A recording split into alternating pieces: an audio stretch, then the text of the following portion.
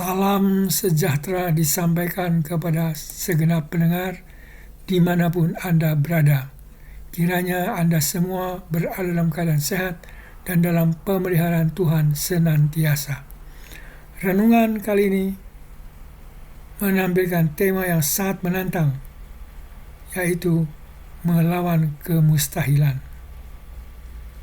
Banyak orang di dunia ini memegang prinsip, asalkan kamu yakin dengan apa yang kamu lakukan, jangan biarkan apapun menghalangimu.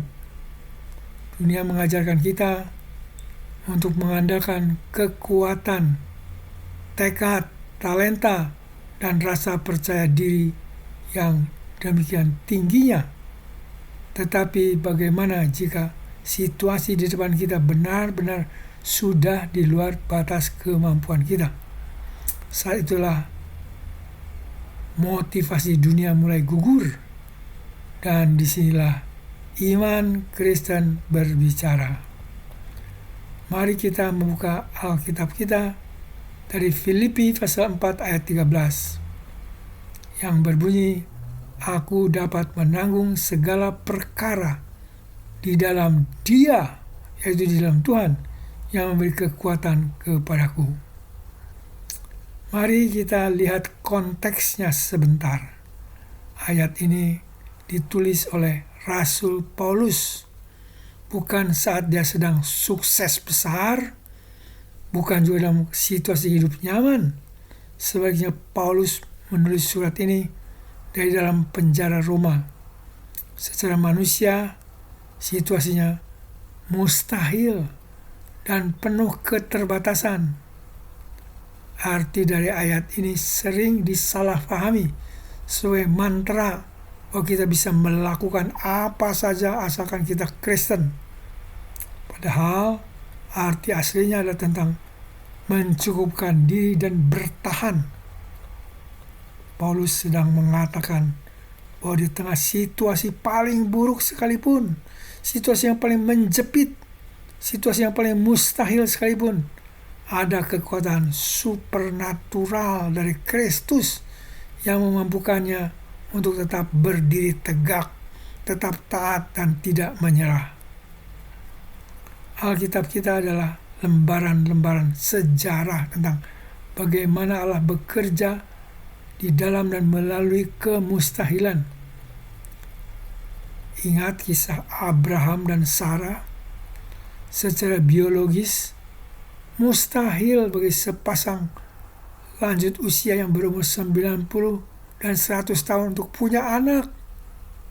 Tapi Lukas 1 ayat 37 mengingatkan kita, sebab bagi Allah tidak ada yang mustahil. Ingat juga tokoh lain yang terkenal, yaitu Daud. Secara logika militer, mustahil seorang anak muda tanpa baju sirah bisa merobohkan raksasa Goliat. Bahkan Nuh selama 120 tahun membangun bahtera di atas gunung, sebuah proyek yang ditertawakan dunia.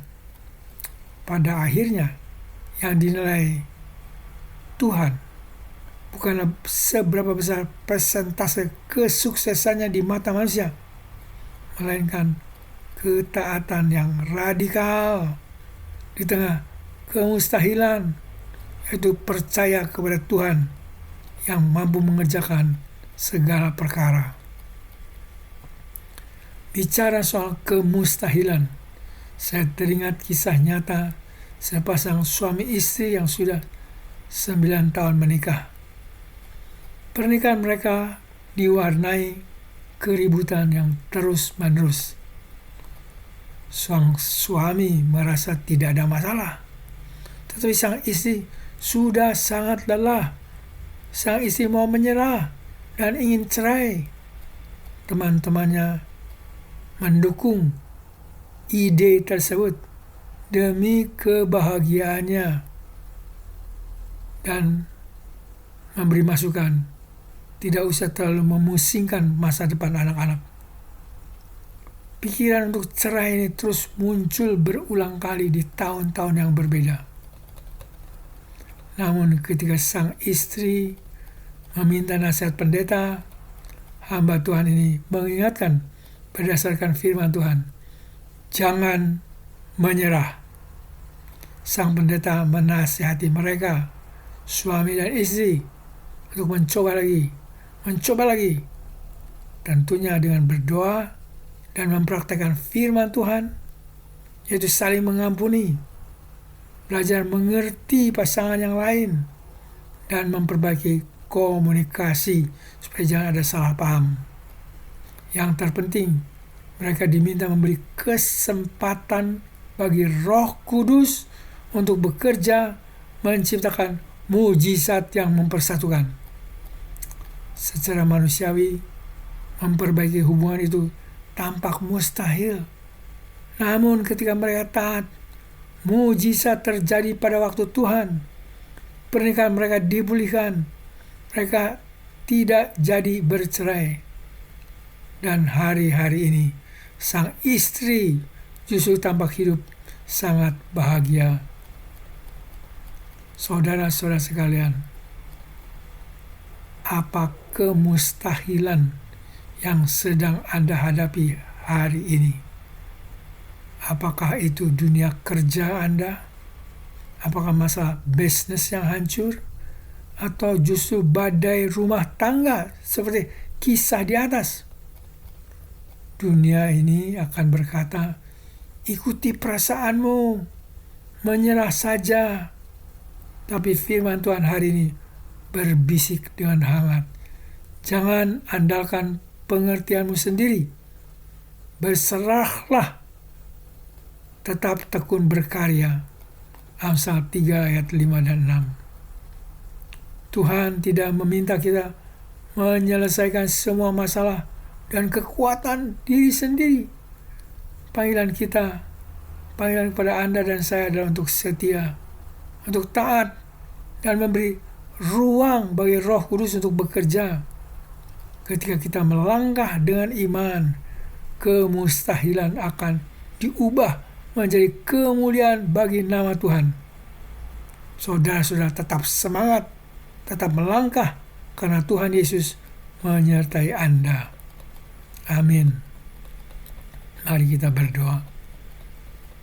Allah Bapa yang menjadi sumber kekuatan bagi Rasul Paulus, kiranya Engkau juga menjadi andalan bagi kami yang sedang menjalani hidup dengan beban berat, dengan masalah yang mustahil kami atasi sendiri. Dengan anugerah dan kekuatan-Mu kami akan maju meneruskan hidup dengan segala tantangannya. Khusus bagi yang sakit, para pendengar yang sedang dalam pencobaan, beri belas kasihan-Mu kepada mereka, beri kesembuhan kepada yang sakit, beri kemenangan bagi mereka yang dalam pencobaan. Allah Bapa yang Maha Kuasa, dengar dan kabulkan doa kami yang kami minta dan pohonkan dalam nama Tuhan kami Yesus Kristus, Juru Selamat kami yang hidup. Amin. Sampai di sini perjumpaan kita. Bertemu kembali di kesempatan renungan berikutnya. Tuhan memberkati.